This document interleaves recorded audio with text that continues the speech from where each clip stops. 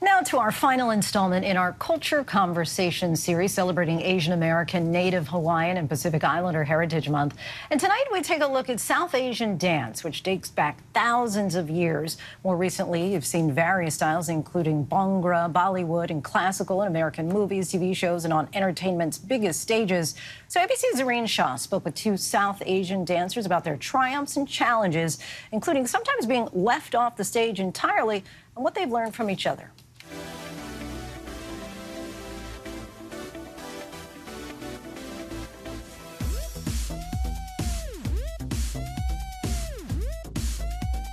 In a way, dance chooses you, and there's no way to resist it. And so I was very lucky that my parents allowed me to go through with that passion.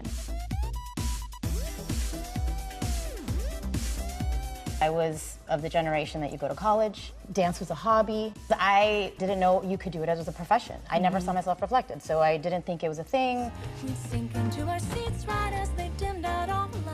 From the opening scene of the Oscar-winning film La La Land, it called me to be on that screen. You may recognize Reshma Gajjar. With decades of experience, she has toured extensively with top artists like Madonna and Ricky Martin. Or this scene from Netflix's Never Have I Ever. That's choreographer and CEO Joya Kazi, who started her own entertainment company at 16, specializing in classical Indian dance. I first was exposed to Indian classical dance through a Michael Jackson music video. Okay, we have this in common, the Michael Jackson thing. Black or white music video, which was phenomenal. So it was the first time I saw an Odissi dancer. So you saw the woman in the Michael Jackson video. At some point, you also saw Reshma. What did it feel like to meet her? It felt like home, and it felt like having a big sister in the industry. To have someone who was already well established in the industry, and to be able to take this back to our hometown where we didn't have those resources growing up, it was, I mean, it was surreal. They pursued their passions, but in different ways. I wasn't seen as a dancer because I hadn't done ballet. As ignorant as it is, it's just that there isn't enough exposure. And I went on to study Kathak, Odissi, Bharatanatyam, Kuchipudi, Manipuri, and I really focused on Indian classical styles because I wanted to gain that vocabulary for when I do choreograph. I very much decided to elevate Indian dance, show that it's just as strong, technically rich, and can also work commercially in the West without it just being a gimmick, without it being a moment, without it being a cheesy thing. My challenge was that, like, I just happened to be in a brown South Asian body doing Western things. And that was the rarity, because most girls would grow up training, doing Bharatanatyam, doing the classical training. As Indian Americans growing up here, we always have a bit of that imbalance of how do I find myself to be American enough? How do I get myself to be Indian enough? Because you're being raised with Indian values in an American lifestyle. It's true. When I started working, I kind of had to lean into my South Asianness in order to be seen. What I started to do was I created like this fusion between Bollywood, Bharatanatyam, and hip hop. But let me show them a little in between, a little middle ground. So it's a mix between Indian and American, right? And so I started doing that in my freestyles.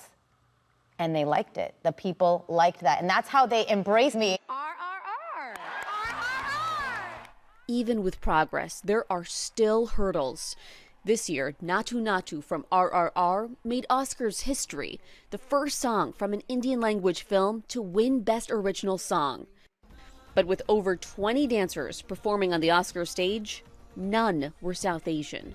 When I decided not to do it, because I've done the Oscars before, I was like, let me open this door for another South Asian. I can't be the only South Asian. And you had no idea there'd be zero then left on stage. I had no idea. The performance receiving criticism for its lack of South Asian representation. Oscars producer Raj Kapoor spoke about the casting process in a piece published in the Academy's in-house magazine, saying in part, "We wanted to be open to any ethnicity to help honor the global impact of the song." This is why that performance and the outrage was such a great thing, because I think it is causing a bigger and creating a bigger conversation. This is reflecting like what the American minorities want to see. We want to be seen as like the fabric of American society. Just one, normalized, this brown body normalized in America. And where are we seen? If we're not seen telling our own stories, and then we're not seen telling the stories that you don't want us to tell because we're not American when we are, then where do we fit in? That's not fair. What did that feel like, that your community wasn't on there? It's really disheartening because it's something where these opportunities only come along once every decade, 15 years, 20 years. We've spent all these years building this table that we can't even sit at. There's plenty of talented South Asians in our industry. When you talk about like what you're doing to get on the stage, do you guys see the parallels? This journey, the South Asian journey to getting and staying on the stage. You're simultaneously trying to fit into a box, but you also don't fit in that box. And you have to find where you do fit. And it's always going to be a struggle. And you just have to know that just because the spotlight wasn't programmed specifically for you in that spot doesn't mean that it can't move. And that's what we're doing now. We're moving the needle. We're shifting where the spotlight stands now. Well, having support of your own people and another South Asian woman is very, unfortunately, unique. And I count on my hand how many women, and I want to change that. I don't like that it feels that way, but that's one of the other reasons why this relationship is also very special, is because it's a rare thing. During many challenges, the two turning to each other for inspiration, one step at a time. One thing that I love so much about us is that we're the opposite sides of the same coin.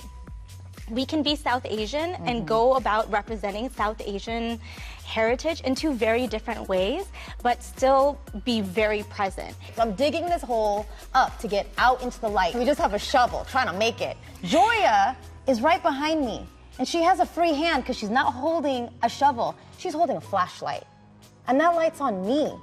She's the one who tells me who I am. I'm seen. I feel seen because she sees me.